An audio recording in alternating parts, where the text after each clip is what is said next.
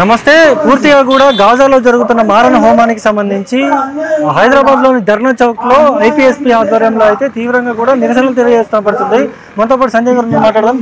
Madam చెప్పండి, ముఖ్యంగా ఇటు పాకిస్తాన్లో జరుగుతున్న మారణ హోమం గురించి ఇంతసేపు కూడా మీరు మాట్లాడిన పరిస్థితి ఉంది.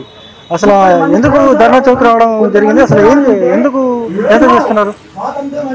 ముందు మీడియా నేను అభినందిస్తాను. ఎందుకంటే ఈ దేశంలో పెద్ద మీడియా ఉంది, కానీ ఎంత ఇంటర్నేషనల్ మీడియా ఉంటుంది, కానీ ఈ దేశంలో జరుగుతున్న పోరాటాలను చూపించే పరిస్థితి లేదు. అట్లాగే గాజాకి అసలు ఇంత పెద్ద ఈ యుగపు అన్యాయం, ఈ యుగంలో ఉన్న అత్యంత విషాదం, ఈ యుగంలో జరుగుతున్న గాయం, విషాదం, అన్యాయం, దౌర్జన్యం ఏదన్నా ఉందంటే అది పాలస్తీనా, గాజా. దానిని కూడా చూపించలేని ఒక దౌర్భాగ్య మీడియా ఈ దేశంలో ఉంది. అటువంటి దేశంలో బతుకుతున్నందుకు చాలా బాధగా ఉంది. అందుకని మీడియా కనీసం స్పందించలేని, చూపించలేని ఒక దౌర్భాగ్యపు స్థితిలో ఈ దేశం ఉన్నది. ఇది ఇటువంటి ఫ్యాసిస్టు విధానాలను అనుసరిస్తున్న బీజేపీ ఇవాళ పాలస్తీనాకు జరుగుతున్న అన్యాయాన్ని మాట్లాడలేకపోగా ఆ పాలస్తీనాపై దౌర్జన్యం చేస్తున్న ఇజ్రాయెల్కు మద్దతుగా తమ విధానాలను రూపొందించుకుంది.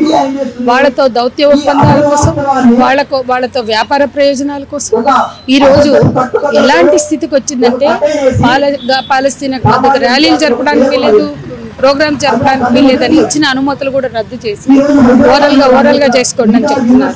అది కూడా ఇక్కడ కాంగ్రెస్ ప్రభుత్వం, అదే బీజేపీ ప్రభుత్వం ఉంటే ఆ ఓరల్ గా కూడా చేసుకోవడానికి అవకాశం ఉండదు. కానీ వాళ్ళు ఇన్ని ఆంక్షల మధ్య ప్రపంచమంతా వాళ్ళ కోసం నిలబడుతుంది.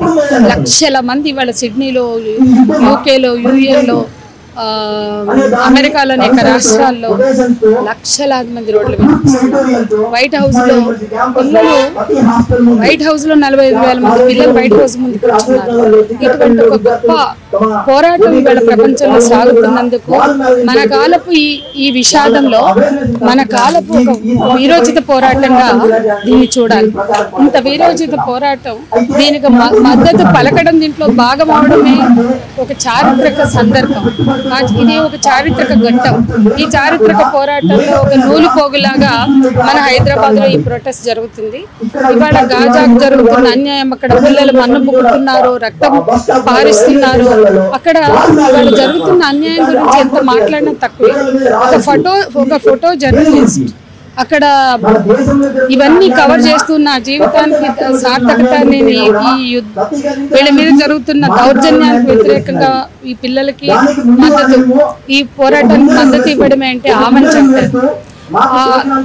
కుటుంబాలు కోల్పోయి తెగిపడిన గాయాలతో కాళ్ళు పోయి చేతులు పోయి ఉన్నటువంటి ఆ పిల్లల్లో నవ్వులు పోయించడానికి ఒక అతను పనిచేస్తే అతన్ని టార్గెట్ చేసి చంపారు. ఇట్లా నడుస్తున్న వాళ్ళని టార్గెట్ చేసి చంపడం.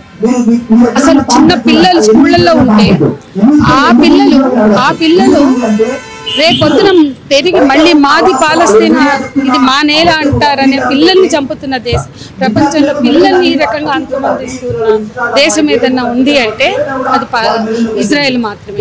ఇంతటి క్రూరత్వం ఇంకెక్కడ మనకు అనిపించింది. కాబట్టి ఈ పోరాటానికి మనిషి అన్నవాడు, మనసున్న వాళ్ళు ఎవరైనా ఈ పోరాటానికి మద్దతు ఇవ్వాలి. ఈ పోరాటానికి మద్దతు ఇవ్వలేదంటే వాళ్ళు మనుషులు కాదు, వాళ్ళకి మనసు లేదనే అర్థం. ఖచ్చితంగా భారతదేశంలో ఉండే రాజకీయ పార్టీ అయినా ఈ పోరాటానికి మద్దతుగా నిలవాలి. ప్రతి పౌరులు, స్త్రీలు, పురుషులు ముందుకొచ్చి పాలస్తీనా పోరాటానికి మద్దతుగా నిలవాల్సిన సందర్భం అంటే పూర్తిగా కూడా భారతదేశంలో బీజేపీ ప్రభుత్వం వచ్చిన దగ్గర నుంచి కూడా ఇటు ఆదివాసీలని కూడా ఊచకోతకు వస్తున్నారంటూ కూడా మీరు మాట్లాడిన పరిస్థితి. అసలు ఎటువంటి ఇది జరుగుతుంది ఛత్తీస్గఢ్ లో కూడా ఇదే. పాలస్తీనాలో వాళ్ళ భూమి కోసం, వాళ్ళ నేల కోసం ఎటువంటి పోరాటం చేస్తున్నారు. వీళ్ళు ఛత్తీస్గఢ్ లో కూడా తమ భూమి కోసం జల్ జంగల్ జమీన్ ఇజ్జత్ హమారా అని పోరాడుతున్నారు. కానీ ఆ జల్ జంగల్ నుంచి, ఆ జమీన్ ఇజ్జత్ నుంచి వాళ్ళని దూరం చేయడానికి, వాళ్ళని నెట్టివేసి అదానీ, అంబానీ లాంటి పెట్టుబడిదారులకి, సామ్రాజ్యవాదులకి భూభాగాన్ని అప్పచెప్పడానికి, అడవిని అప్పచెప్పడం కోసం వాళ్ళని మీద దౌర్జన్యం చేస్తున్నారు. పాలస్తీనా ప్రజల పోరాటం ఎంత గొప్పదో అంతే గొప్పది ఆదివాసీల పోరాటం. వాళ్ళకి అండగా నిలబడిన ఎవరినైనా అంతమందిస్తున్నారు. శవాల్ని నిత్యం మనకు వస్తున్న శవాలు అందులో భాగమే.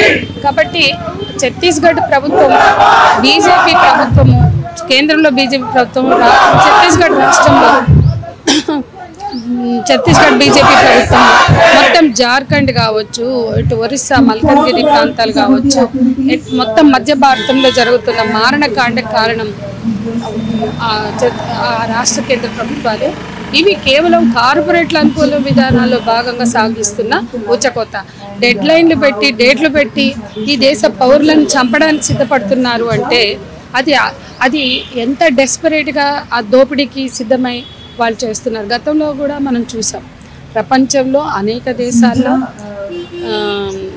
ఎక్స్ప్లాయిటేషన్ కోసం ఖనిజ సంపదల్ని దోపిడీ చేయడానికి మైనింగ్లకి అడ్డుపడిన స్థానిక ప్రజల్ని ఊచకొత్తలకి వస్తారు, విచ్ హంటింగ్ చేశారు.